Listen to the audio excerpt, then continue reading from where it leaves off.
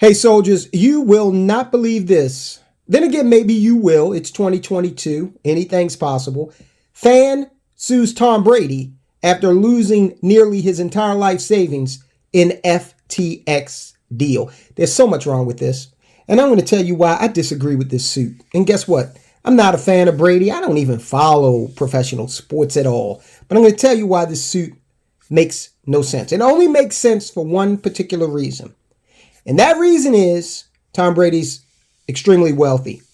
And attorneys go after the deep pockets. Okay? All right, let's jump right into it. Michael Liviaratos. Mr. Liviaratos is 56 years old.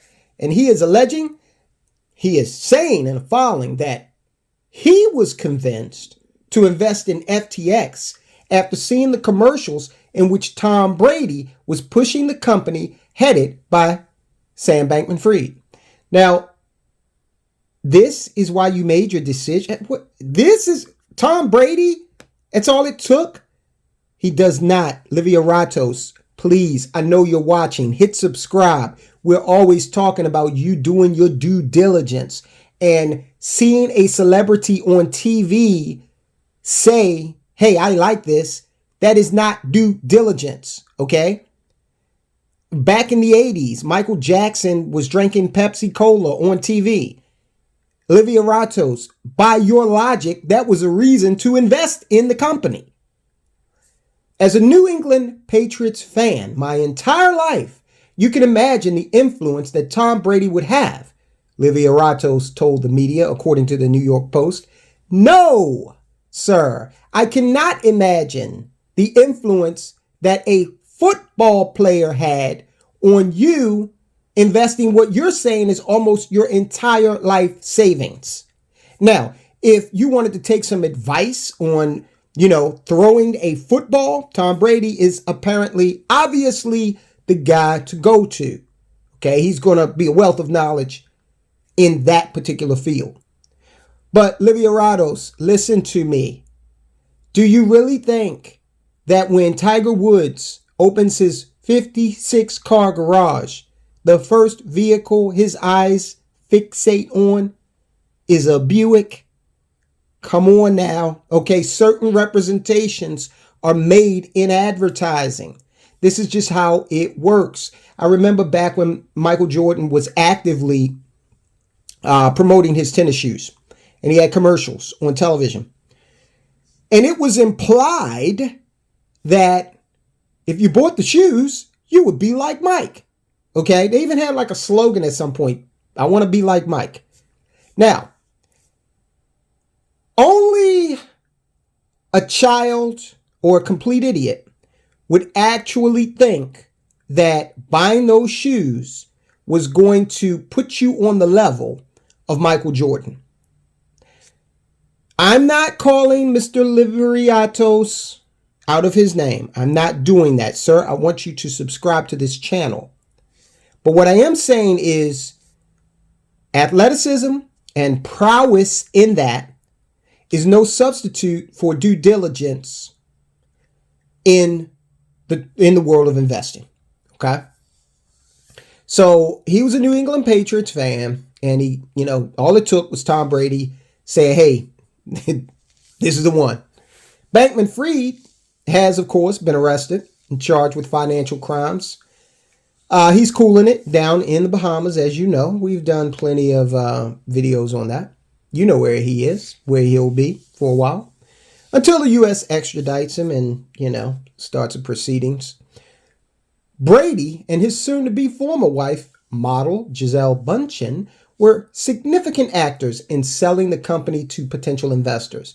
Both also lost millions in the deal.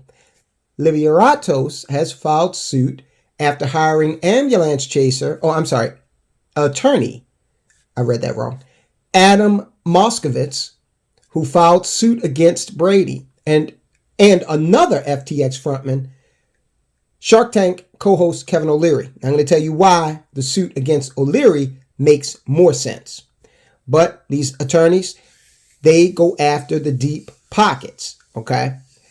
The lawsuit states that O'Leary and Brady, quote, promoted, assisted in, and actively participated in FTX's offer and sale of unregistered securities. Now, they emphasize that unregistered securities piece, but Olivia Rados, if you got a problem with the securities being unregistered, shouldn't you have known that prior to just taking Tom Brady's, televised word as your signal to buy? The lawsuit states that it charges that Olivia Rados lost his $30,000 investment, quote, literally overnight, unquote, when FTX imploded and filed for Chapter 11 bankruptcy. Look, let me point something out real quick. When you invest in, let's just say you invest in a registered stock, it's checked all the boxes with the SEC, it's trading on the New York Stock Exchange, everything's good, right? But all of a sudden, things go south. Lehman Brothers style. Well, if you own shares in that company, you're a stockholder, you are last in line, common stockholder, you're last in line to see any type of recovery from that. And the reason for that is because you are an owner of the company. And ownership implies certain risk and certain rewards. Potential risk, potential rewards. Now, if you are someone who loaned money to that company, in the bankruptcy proceeding, you actually take precedence over the owners. If you bought bonds in that company, you have, in effect, lent that company money. So you will be closer to the top of the group of people who are made whole, or at least made partially whole, restored at some degree, sooner rather than later, if there's anything left, as the bankruptcy attorneys go through and do their thing. So Olivia Rados is, now I know that FTX was not stopped, but I'm just putting that out there. Something you need to know. If you go out and invest, then you definitely need to know that you buy shares, you're an owner. You're an owner. You're not a manager. You can't, buy 27 shares of Coca-Cola and then fly down to Georgia, bust into the boardroom and start telling them how to manage the company. You're an owner. You're not a manager. And you don't want to be a manager. You just want to make money. You don't want to, have another job, right? All right. Olivia Rados lost 30 grand on this. Said he was 56 years old. This gentleman probably he should have never had all of his eggs in any one basket, let alone a speculative basket like crypto. The suit alleges that Brady and O'Leary perpetrated misrepresentations and omissions while aggressively marketing the deceptive FTX practices. Bankman-Fried has also been hit with charges by the U.S. Department of Justice, including wire fraud, securities fraud, conspiracy to commit wire fraud, and conspiracy to commit securities fraud. If given the full penalty upon conviction, he could face 115 years in prison. All right, so why does the suit against O'Leary make more sense? Well, because Kevin O'Leary bills himself as a business and investment expert. He has WonderFi, his company that, is an investment company. So that makes more sense. When you see him come out and, endorse FTX, he was a paid spokesperson for the company. That connects a lot more than Tom Brady telling you to invest in FTX. So the suit against O'Leary makes sense. What will happen with this? Who knows? I will bet you, though, that they'll probably both settle out of court. This thing is not going to go to some courtroom. You're not going to see that televised, them fighting over this. They're going to settle. Okay. It's now Mr. Wonderful, Kevin O'Leary. He's taken some heat here lately. He's done a lot of interviews where the media has been very, very tough on him, which is amazing because I'm not saying it's not warranted, but where was this attitude with Sam Bankman-Fried when they were fawning all over him? Okay. not asking him tough questions. But now, hindsight, the media is, pretty much all over Mr. Wonderful. And look, let me say this.